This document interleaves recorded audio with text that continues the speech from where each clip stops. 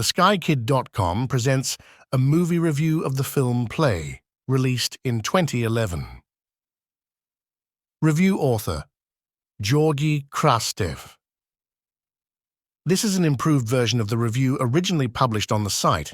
Every once in a while, I stumble upon truly provocative films.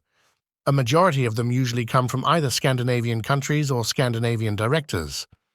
The Swedish movie Play, directed by Ruben Östlund, made a huge impression on me with its objective and quite realistic portrayal of the rite of passage experiences of three young Swedish boys who become victims of intimidation and psychological bullying by four black boys, likely immigrants, who are just few years older. The action takes place in the second largest city of Sweden, Gothenburg, and the film is shot on location, making use of all the prolific backdrops that an urban environment can offer, from malls and public transportation to construction sites and playgrounds. This choice of setting emphasizes the relevance of the film's themes in a modern, urban context, and may also reflect the complexities of contemporary Swedish society with its mix of native and immigrant populations. The film forces us to grapple with the reality that these stereotypes not only exist, but can also be exploited by those who are stigmatized. By presenting this provocative dynamic between the young boys, Play challenges our preconceived notions and urges us to examine the roots of these biases. The camera work in the film is quite unique. Most of the time, the camera is steady, fixed on a certain space in which the action may be occurring.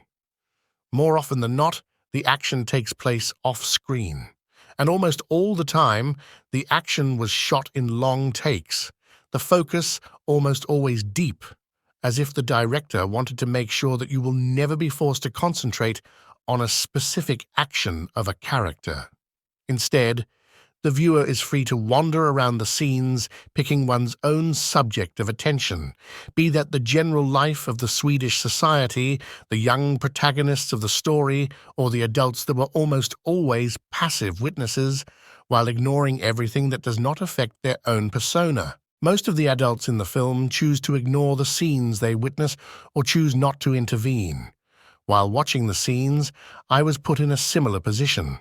On the one side, I felt like I should intervene, an impossible thing for someone who is only watching a film.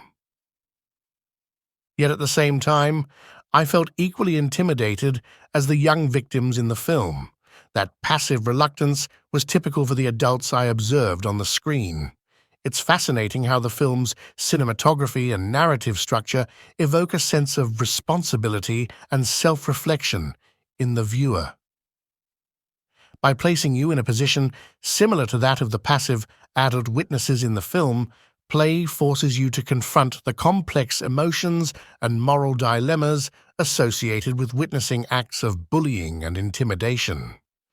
In addition to the fixed camera and long takes, the camera was almost always placed a significant distance from the characters in the film, as if the director wanted to further emphasize their vulnerability. A secondary storyline of a forgotten, misplaced cradle is introduced through crosscuts, and while I failed to understand how it related to the main story, it did provide a much-needed relief from the tension and anxiety that gradually built up, not only in the young viewers on screen, but on the viewer's senses as well. The film ended quite abruptly, without a real closure, which was disappointing, even though I understand the director wanted the film to end the way it did so, as to further boost the association with the story on screen and in real life. I found the story of Play very provocative, and even though at film's end I was left with more questions than answers, I appreciated the way the story played on my mind, raising those questions. As soon as the final credits rolled, I felt the need to discuss what I had just seen and experienced.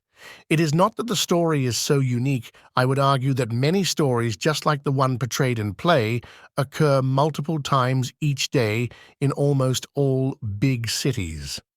Such stories usually concern only the persons directly involved or affected until a film like Play comes along. As we conclude this thought-provoking analysis of play, it's clear that the film offers a powerful exploration of bullying, stereotypes, and the complexities of human behavior.